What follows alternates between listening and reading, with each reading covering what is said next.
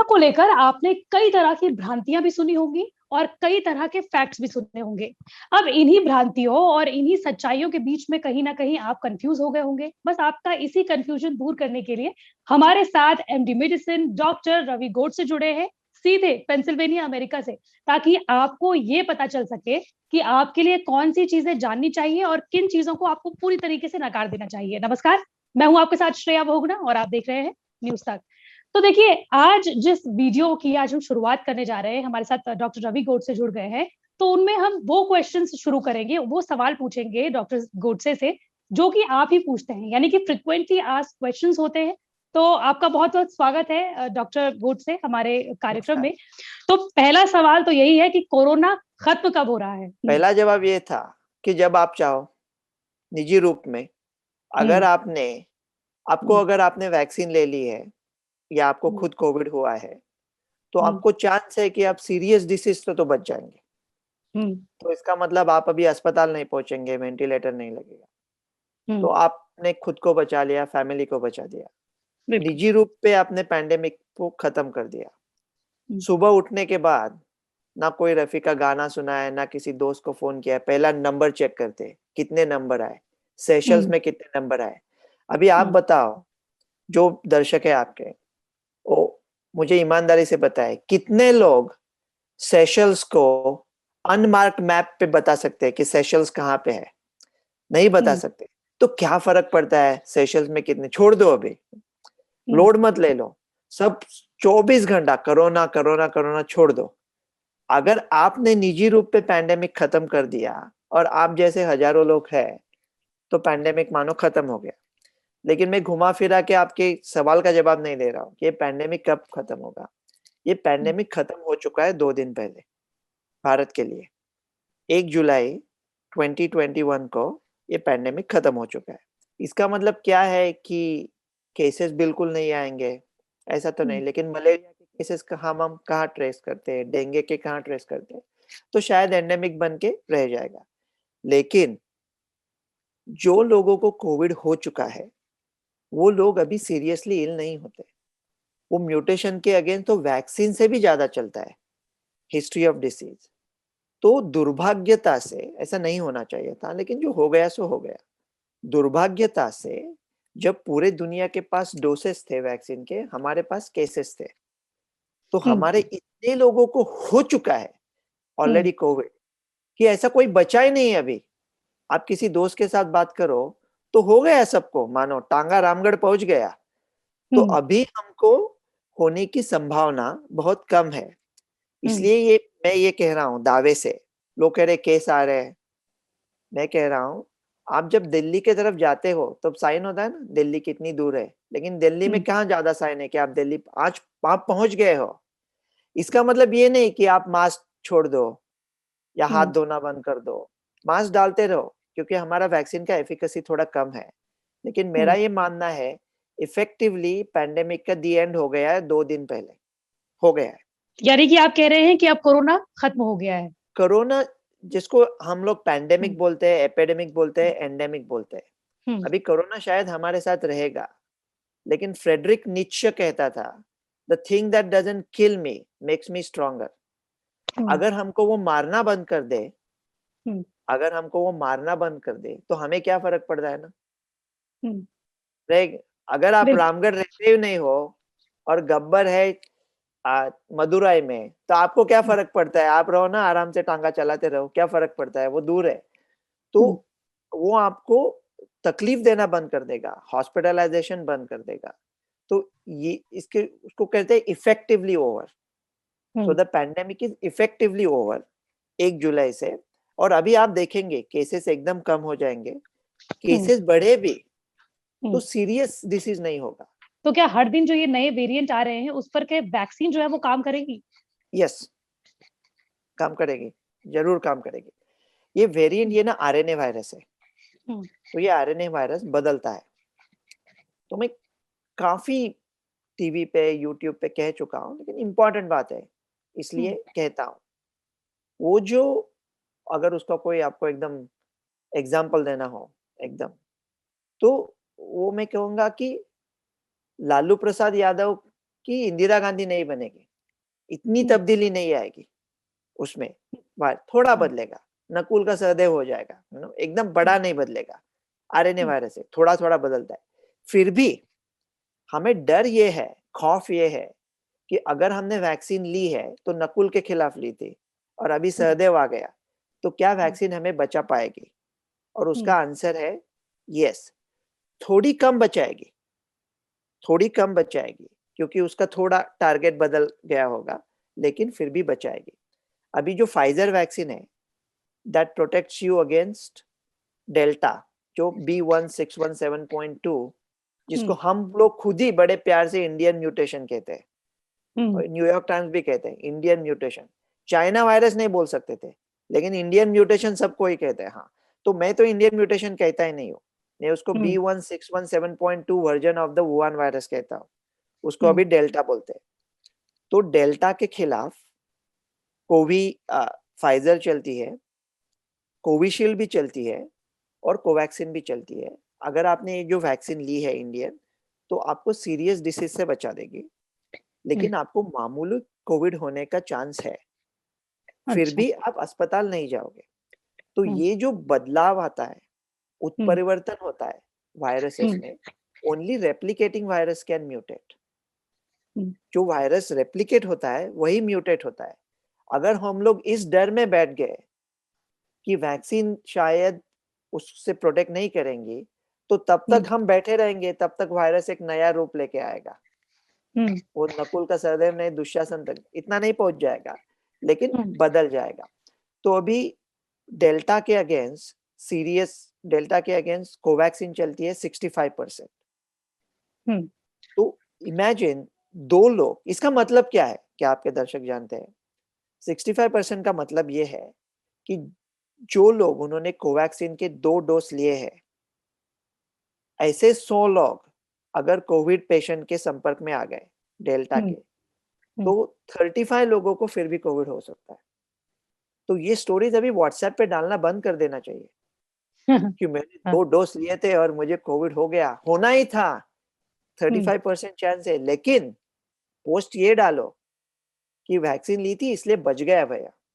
सबसे ज्यादा जो सवाल पूछा जाता है गूगल से, वो ये पूछा जाता है कि कोरोना की तीसरी लहर कब आएगी? तीसरी लहर नहीं आएगी, केसेस आएंगे, लेकिन लहर इस स्वरूप में नहीं आएगी।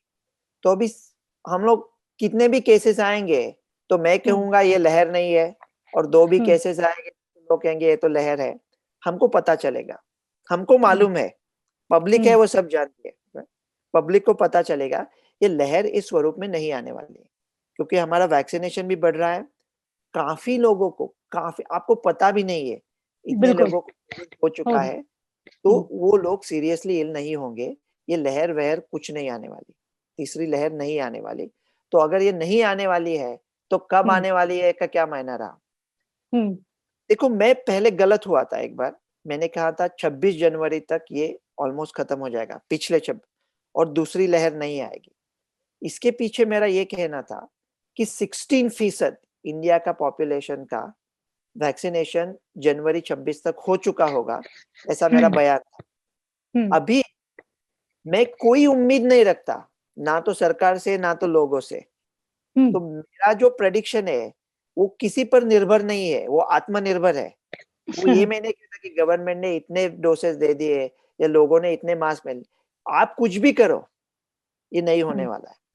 कुछ भी मत करो, मास्क डालते रहो, लेकिन आपने कुछ नहीं भी किया तो भी ये तीसरा लहर नहीं आने वाला है। अब आपने अल्फा, बीटा, गामा, डेल्टा के बारे में बात की ही है, तो अब डेल्टा के बारे में दोबारा बात कर लेते हैं। ये भी फ्रिक्वेंटली आज क्वेश्चंस में से आता है कि डेल्टा वेरिएंट, और अब तो डेल्टा प्लस वेरिएंट के बारे में भी बात की जा रही है, जिसके बारे में अभी कोई नहीं जानता।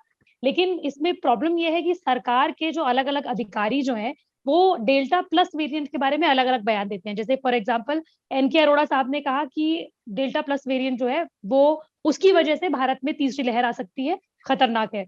लेकिन दूसरी तरफ नीति आयोग के जो सदस्य हैं डॉक्टर वी के पॉल, उन्होंने कहा कि डेल्टा प्लस वेरिएंट से घबराने की कोई जरूरत नहीं है। फिर उसके बाद एम्स के जो डायरेक्टर हैं डॉक्टर रणदीप गुलेरिया, उनका बयान यह है कि आपको घबराने की जरूरत है, क्योंकि डेल्टा प्लस वेरिएंट जो है वो आपके फेफड़ों को ज्यादा खराब कर सकता है। और इस तरीके के अलग अलग बयान जो है वो सरकार के अधिकारियों की तरफ से आ रहे हैं। तो ऐसे में अब आप बता दीजिए कि डेल्टा वेरिएंट और डेल्टा प्लस वेरिएंट से क्या घबराने की जरूरत है या नहीं है? देखो, मैं एक सवाल पूछता हूँ सब लोगों से जो ट्रीट करने वाले हैं, वो जो डेल्टा प्लस लेके आपको घबरा रहे हैं, उनसे मैं एक सवाल पूछता हूँ कि डेल्टा प्लस के वजह से क्या आप अपना आरटीपीसीआर टेस्टिंग बदलने वाले हो? क्या आप ट्रीटमेंट बदलने वाले हो? क्या आप लोगों को कहने वाले हो कि वैक्सीन ना ले ले? क्या आप वैक्सीन बदलने वाले हो? आप कुछ नहीं करने वाले हो, तो फिर delta plus delta plus delta plus आप क्यों कह रहे हो? ये कहाँ से आया डेल्टा प्लस? डेल्टा प्लस ये जेनेटिक एनालिसिस करके उसका म्यूटेशन उन्होंने निकाला है। और पहला न्यूज आया था डेल्टा प्लस का कि डेल्टा प्लस मोनोक्लोनल के अगेंस्ट नहीं चलता। ये जब मैंने देखा, मैंने कहा कि ये सब बकवास है। और ये इसलिए कहता हूँ, मोनोक्लोनल इंडिया के डोज अब तक दिए होंगे 50। अगर झुमरी तलैया में किसी को हो गया कोविड, तो उसका sample national institute of virology में पहुंच के उसका डेल्टा प्लस एनालिसिस करके वो पेशेंट को फोन करके उसने 2 वैक्सीन लिए थे और उसने मोनोक्लोनल भी लिया था, ये सब लोग हम 10 दिन में पता करेंगे। इस पे मैं काफी इस बात से इत्तेफाक नहीं रखता, हम ऐसा कर ही नहीं सकते। ऑक्सीजन नहीं है लोगों को, ऑक्सीजन नहीं दे पाते, और हम लोग डेल्टा प्लस का एनालिसिस करके स्टडी भी कर दिया 10 दिन में। ये बकवास है, ये पूरा बकवास है। और देखो, अगर डेल्टा प्लस है, डेल्टा प्लस प्लस है, कुछ भी है, शायद मैं गलत हूँ, ओके, अगर हम उसके बारे में कुछ करने वाले नहीं है, तो उसमें बारे में बात करके क्या फायदा है?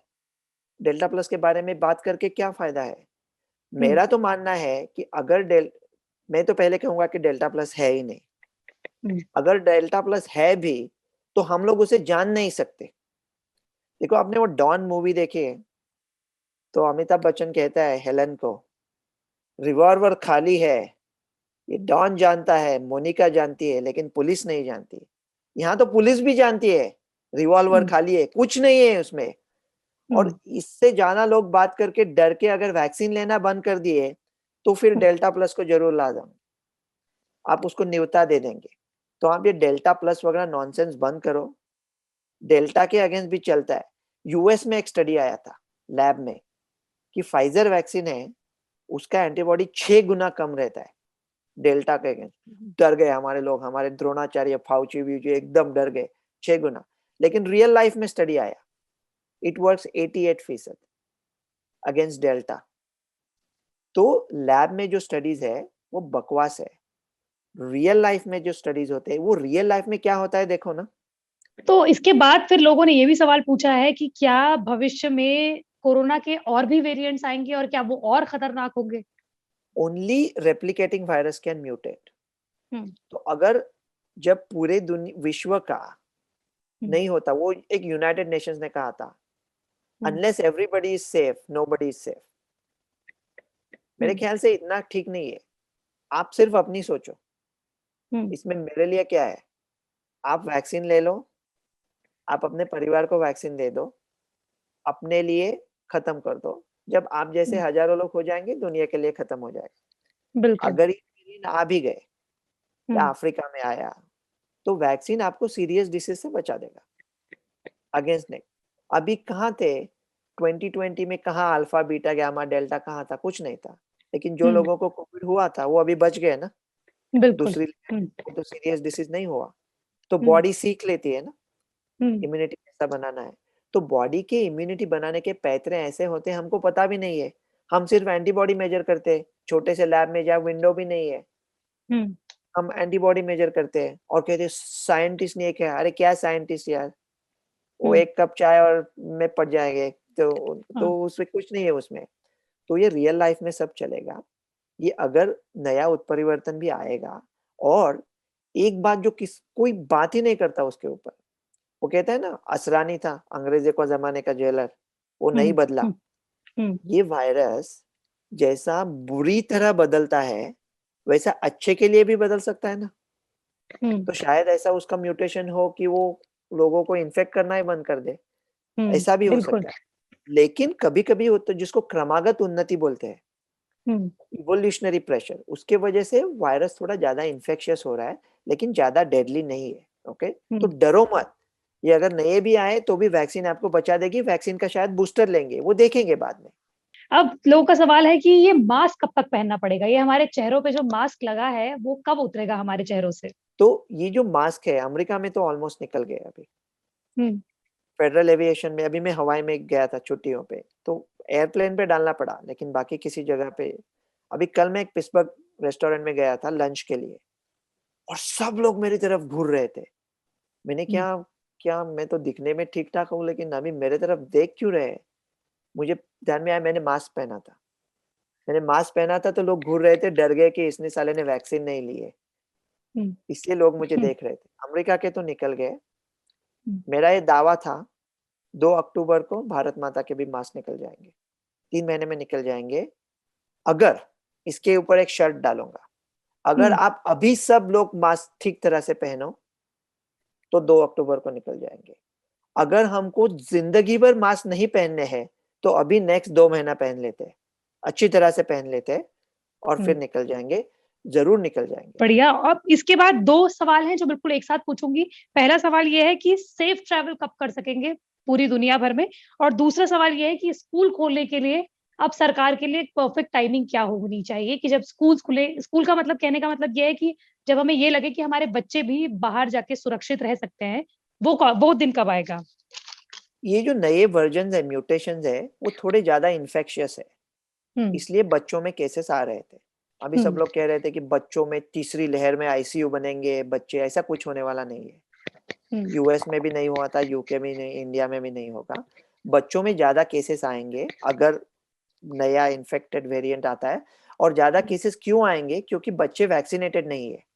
हम्म तो बच्चों में केसेस आना is a sign of success of vaccination, क्योंकि बुजुर्ग ले चुके हैं, उनको नहीं हो रहा बिल्कुल। है। मैं हम्म इंडियन गवर्नमेंट से इतना ही कहूंगा, अगर हम्म आपको इतनी फिक्र है बच्चों की, अगर सचमुच फिक्र है आपको, तो अभी पोलाइट रहने का टाइम हो चुका है। मैं उनको सख्ती से कहूंगा, वो वैक्सीन लाओ ना।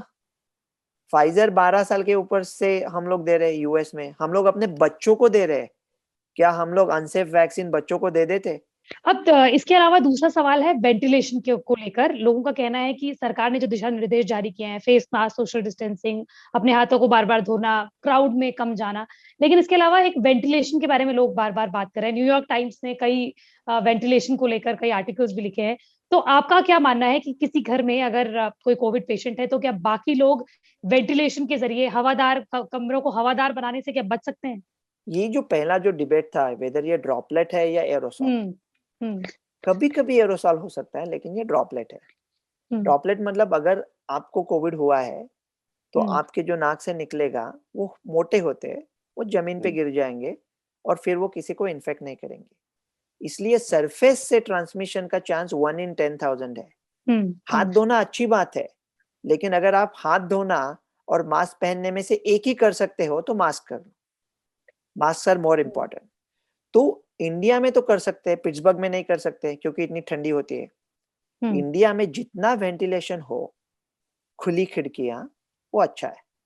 तो हम्म जगह अगर हवा आएगी तो हम्म वो जो ड्रॉपलेट है, वो एक बंद कमरे में अगर ड्रॉपलेट रह गया तो उसका एरोसॉल बन सकता है। हम्म अगर वही हवा है तो सर्कुलेशन है। लेकिन पंखे के नीचे कोविड पेशेंट को मत बिठाओ। हाँ अगर कोविड पेशेंट ने छोटे घर में स्टीम ले ली तो हम्म नाना करते प्यार एक दूसरे को दे बैठे, वैसा वो कोरोना दे बैठेगा। खिड़कियां हम्म खुली रखो, द्वार खुले रखो। कोविड पेशेंट को छोटे घर में स्टीम मत दे दो। अगर आप लिफ्ट में जाते हो तो दूसरे के साथ बात मत करो, क्योंकि छोटी जगह में मुंह मत खोलो। अगर लिफ्ट में खड़े हैं तो वॉल की तरफ फेस करो, एक दूसरे हम्म को फेस नहीं करो। अगर कार में बैठे हो तो विंडोज नीचे डालो। अगर हम्म एक दूसरे के साथ बात कर रहे हो तो राइट एंगल पे बात करो, 90 डिग्रीज में, तो सीधा ये नहीं हो जाएगा। कोरोना वायरस वुहान से पैदा हुआ है या निकाला गया है या इसे लैब में बनाया है? देखो, कोई भी जब हथियार निकलता है, नया हथियार निकलता है, तो लोग कहते हैं नहीं नहीं ऐसा नहीं है, इसको हम्म इस्तेमाल नहीं करना चाहिए। लेकिन एक हम्म दूसरे को मारना ही है ना। हम्म तो जिनके पास न्यूक्लियर वेपन नहीं था, वो कह रहे थे कि अमेरिका ने कैसा यूज किया हिरोशिमा और नागासाकी। बाद में पूरे दुनिया के साथ आ गया, इंडिया में भी हम्म आएगा। ये बायोलॉजिकल वॉरफेयर तो 600 बीसी से चल रहा है, पेलोपोनेशियन हम्म वॉर से, जब उन्होंने हम्म प्लेग के पेशेंट डाले थे एथेंस में। हम्म तो अभी ये पता नहीं है कि क्या वो गलती से निकला था या जानबूझ के निकला था। जानबूझ के निकला ऐसा तो कह तो नहीं सकते, अगर हम सोच भी सकते हैं कि जानबूझ के निकला था तो फिर क्या बात, एक तो बात इमीडिएटली बंद कर देनी चाहिए। लेकिन डॉन की बात करेंगे वापस। डॉन जो कि चाइना है, चाइना को पता है कि रिवॉल्वर में गोली है या नहीं, अमेरिका देख लेगा।